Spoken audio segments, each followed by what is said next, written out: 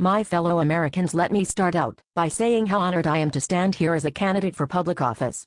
I am looking forward to avoiding any direct answers to questions you might have.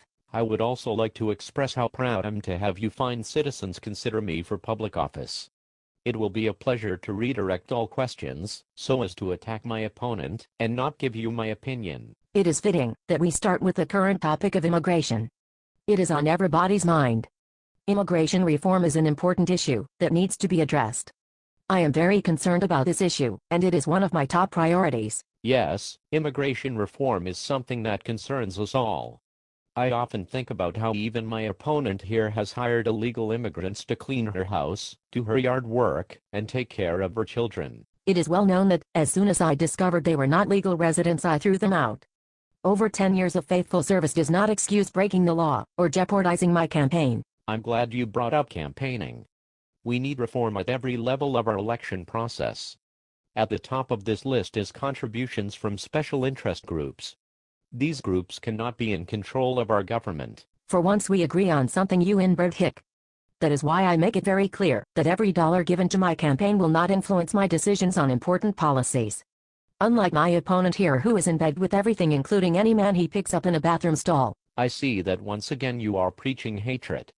Unlike you and your Hitler attitude, gay rights is something I take very seriously.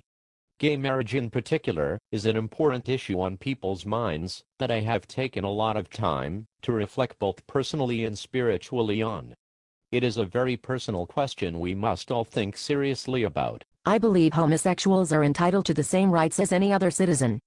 They deserve equal protection under the law.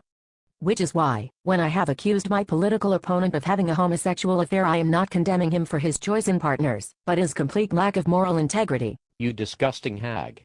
I have never had a homosexual or any other relationship that was outside of my marriage.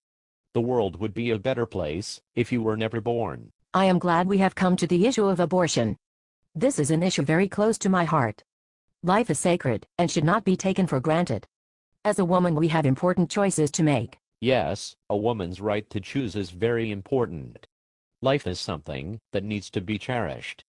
I'm reminded of this when I think back to my poor days living on a farm.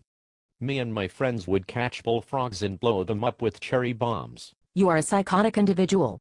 I am a little bit scared of you right now. You are a raging bitch. I think this ends our first debate.